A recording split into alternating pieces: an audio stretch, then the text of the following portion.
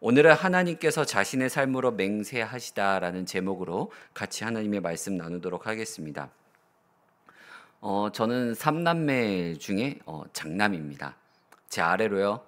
남동생 3살 터울의 남동생이 하나 있고요. 그 다음에 10살 어린 늦둥이 막내 동생이 하나 여동생이 있습니다. 그러면 이 셋 사이에서 무슨 일이 벌어질까요? 저랑 이제 남동생만 있었을 때는 크게 뭐 다퉜던 적 제 기억에는 한 번, 두 번밖에 없는데 남동생은 형이 너무 무서웠다 그러더라고요. 근데 이제 이 남동생 입장에서는 항상 형이 입던 옷, 형이 쓰던 옷, 그냥 그걸 자연스럽게 물려받아서 쓰던 게 습관이 되어 있었습니다. 근데 그럼에도 불구하고 이 동생에게는 그래도 섭섭함이 좀 있었겠죠. 왜 형만 항상 새 옷 사주고 새 신발 사주냐 이런 마음이 생각이 있었을 겁니다. 근데 이 부모님 입장에서 이 아들 둘만 키우시다가 이 칙칙한 아들 둘만 키우시다가 갑자기 이 늦둥이 막내딸 여동생이 딸아이가 딱 태어나니까 어떻겠습니까? 이 오빠들이 입던 거를 그때까지 묵혀두면서 보관할 리도 없을 뿐더러 이제 늦둥이 딸이 태어나니까 어떻게든 이 딸을 좀 더 이쁘게 좀 꾸며주고 싶은 마음이 있었습니다. 그래서 예쁜 옷도 막 사주고 물건들도 새로 사주고 막 이러다 보니까 이 남동생 입장에서 이 섭섭함이 터진 거예요. 이 형한테 이제 물려받아서 썼을 때는 그래도 그런가 보다 이게 내 삶이구나 했는데 내 아래로 하나 태어났는데 이 동생에게는 막 모든 걸 다 새 걸로 해주는 옷도 새 걸로 막 해주고 좀만 크니까 방도 얘는 자기는 항상 형이랑 같이 써서 불편했는데 이 여동생에게는 방도 따로 주고 하니까 이 섭섭함이 막 폭발한 겁니다. 그러면서 막 부모님에게 막 장난 반 진심 반 섞어가지고 자기를 다리에서 주워온 거 아니냐 이런 식의 얘기를 뱉은 거예요. 그러면서 이제 남동생이 부모님에게 이런 말을 합니다. 엄마 아빠가 둘째의 서러움을 알아? 막 그러더라고요. 자기가 여기 사이에 껴있으니까 이도저도 아닌 자신의 상태의 이 서러움을 아냐고 막 울분을 토합니다. 그랬더니 이제 부모님께서 이제 밤에 이제 동생 이제 잠에 들려고 할 때 다가가서 사랑한다고 넌 내 아들이라고 결코 다리에서 주워오지 않았다고 그러면서 너 어느 병원에서 몇 날 며칠에 이렇게 태어났다고 내가 너를 낳을 때 가장 힘들고 아팠다고 이렇게 막 얘기를 해줍니다. 그랬더니 이제 동생 마음에서도 한편으로 부모님이 날 정말 사랑하는구나라는 걸 이제 느꼈는지 조금은 마음이 수그러듭니다. 이처럼 부모님은 이 자기 자녀가 태어났을 때 당시 자라나는 그 모습을 결코 잊을 수가 없습니다. 부모가 이 자녀가 태어나던 순간 자라나는 모습을 잊지 못하는 것처럼 하나님도 이 세상을 만드셨을 때 그 순간의 그 기쁨을 평생에 간직하고 지금도 간직하고 계십니다. 그래서 세상을 창조하시고 나서 지으시고 보시기에 어떻다고 하셨어요? 심히 좋았다고 말씀하셨습니다. 오늘 말씀 속에 나타난 하나님과 이스라엘 백성과의 관계가 이와 같습니다. 오늘 말씀을 보게 되면 이스라엘 백성이 하나님을 향하여 계속 외칩니다. 하나님은 우리를 버렸다. 우리를 잊지 않으셨습니까? 어떻게 보면 이들은 지금 나라를 잃고 지금 포로로 끌려온 상태에서 하나님은 항상 우리를 사랑한다고 말씀하시고 이 성민이라고 내가 택한 백성이라고 말씀하고 있는데 어떻게 하나님이 우리를 버리십니까? 어떻게 하나님이 우리를 잊으십니까? 라고 말씀을 합니다. 14절에서 16절까지의 말씀을 보게 되면 하나님께서 뭐라고 말씀하게 된 이스라엘 백성들을 향하여 뭐라고 말씀하시냐면 이 내 손바닥에 새긴 것과 같이 내가 너희를 사랑한다고 말씀하십니다.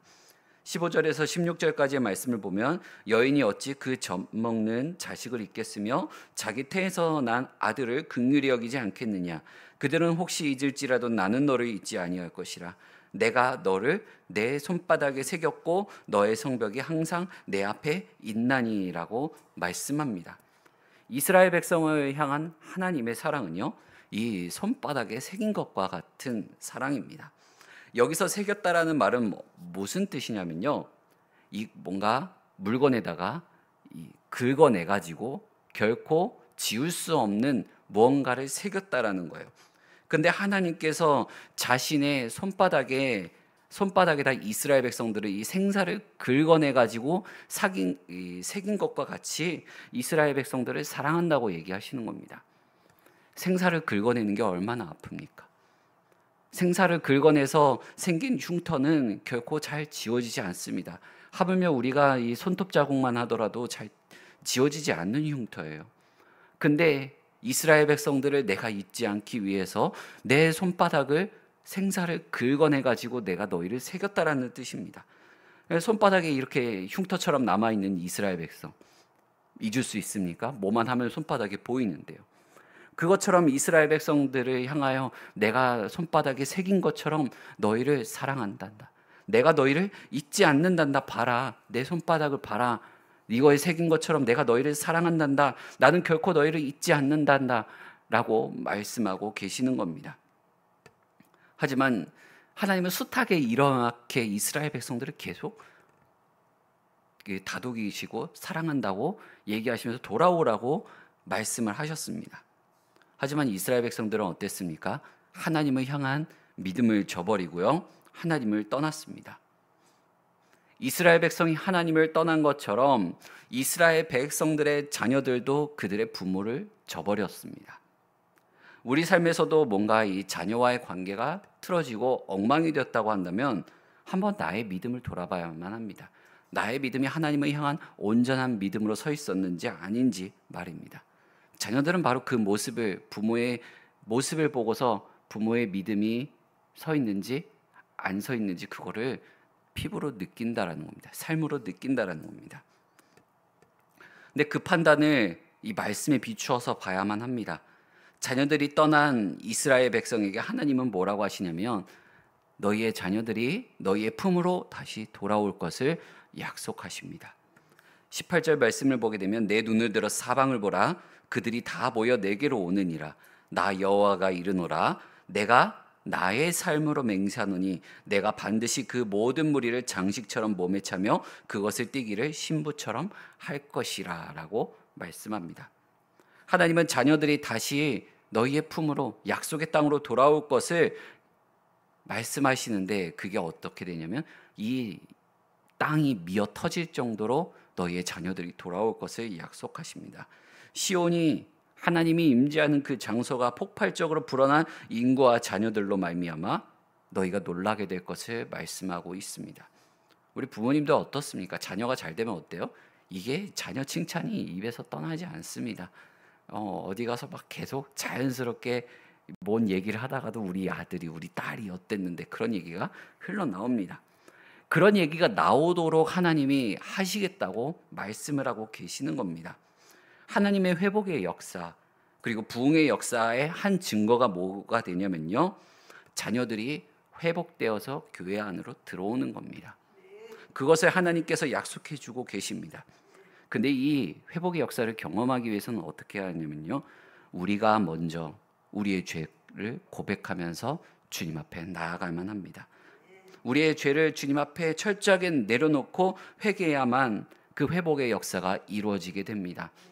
이사야서 59장 20절 말씀을 보게 되면 여호와의 말씀이니라 구속자가 시온에 임하며 야곱의 자손 가운데서 죄가를 떠나는 자에게 임하리라 라고 말씀합니다. 하나님의 회복이 누구한테 임한다고요? 죄가에서 떠나는 자에게 임한다고 말씀을 합니다. 자녀의 회복은요, 부모가 먼저 죄가에서 떠나야만 이루어집니다. 부모에게 있어서 가장 기쁜 소식이 무엇이겠습니까? 바로 자녀들이 잘 되는 소식입니다. 그리고 더군다나 잘 되는 소식과 더불어 나의 품 안에서 너무나도 살갑게 지내는 그 자녀의 모습, 나에게 최선을 다해 효를 다하려고 하는 그 모습을 기뻐합니다. 하나님 입장에서도 마찬가지예요. 자기 자녀된 이스라엘 백성들이 잘못을 뉘우치고 자기 품으로 돌아와 부모의 말씀에 순종하며 살아가는 그 모습을 봤을 때 얼마나 기쁘겠습니까? 그 기쁨에 대한 상으로서 이스라엘 백성들의 자녀들을 회복시켜 주겠다는 것이 바로 하나님의 약속입니다. 근데 하나님의 회복의 물결은 단지 자녀들이 회복되어서 돌아오는 것으로 멈추지 않습니다. 자녀들이 열방으로부터 이 이스라엘로 하나님의 품으로 돌아올 때 어떻게 돌아가게 되냐면 열방의 왕들이 하나님의 자녀, 백성의 자녀들의 양부가 되어서 마치 섬기듯이 올 것이고, 열방의 왕비들이 마치 이 자녀들을 양육하는 유모가 될 것이라고 말씀하고 있습니다. 그동안 이스라엘 백성은 자기들이 압제하던 이 현실이 너무나도 이게 어떻게 뒤집어질까 생각했겠지만, 하나님은 그 상황을 뒤집어 엎으실 것을 약속하고 계십니다. 세상에 마치 너무나도 잘난 것만 같고 너무나도 이 강한 힘을 가지고 있던 그들이 이제 이스라엘 백성의 땅 앞에 엎드려 섬길 것을 약속하고 계십니다. 바로 이스라엘 백성에게 안겨질 회복을 위하여, 이 회복을 위하여 하나님께서 자신이 친히 싸울 것을 말씀하십니다. 친히 싸우시는 이 전능자의 모습, 이 전능자의 모습을 통해서 회복될 이스라엘 백성들, 또 이 회복된 이스라엘 백성들을 바라보는 세상의 열방들은 하나님의 영광을 바라보게 될 것입니다. 사랑하는 성도 여러분, 하나님은 자신이 택한 백성을 결코 포기하거나 잊지 않으시는 분입니다. 이스라엘 백성은 하나님께서 자기들을 버렸고 기억하지도 못한다고 불평불만했지만, 하나님은 여인이 젖먹이는 자녀를 어떻게 잊겠느냐고 말씀하십니다. 자기 태에서 난 자녀를 어떻게 버리겠냐고 말씀하십니다.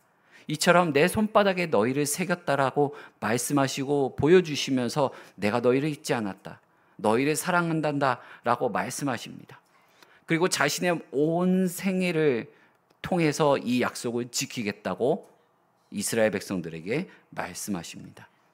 단지 너희가 원하는 그 고향 땅으로 돌아오는 것에서 그 회복이 멈추지 않고, 세상 열방들이 마치 신부처럼, 결혼하는 날의 신부처럼 너희가 아름답고 모든 장신구, 정말 금은보화가 치장되는 것처럼 너희가 돌아오게 될 것을 약속하고 계십니다. 그에 위해서 내가 친히 나서겠다, 내가 친히 싸우겠다고 약속하십니다. 그 약속이 바로 예수 그리스도를 통해서 이루어졌습니다. 이제는 우리는 그 예수 그리스도의 이름만 힘있고 주님 앞에 나아가 나의 죄를 고백하고 회개하면 나아간다면 언제든지 그 회복의 역사를 경험할 수가 있습니다. 그리고 그 회복의 역사는 주님이 다시 오시는 날 온전히 이루어지고 세상 열방들은 하나님의 영광을 바라보게 될 것입니다.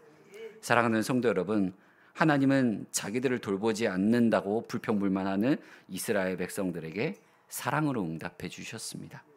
자기 손바닥에 새겨 그들을 기억하고 잊지 않았다고, 버리지 않았다고 말씀하십니다.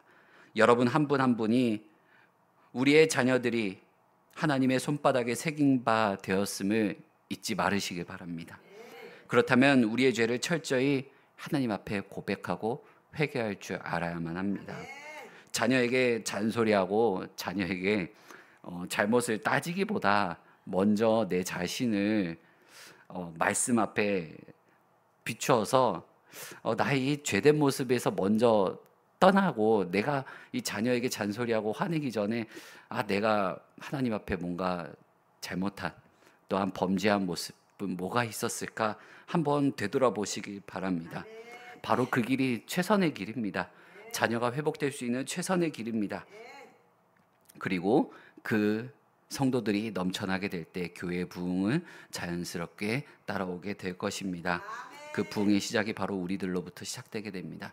성도 여러분, 한 사람 한 사람부터 그 회복의 역사가 시작될 것입니다. 이 회복의 역사를 믿으며 또한 이 시간에 함께 같이 기도하며 나아가도록 하겠습니다. 기도하겠습니다. 사랑과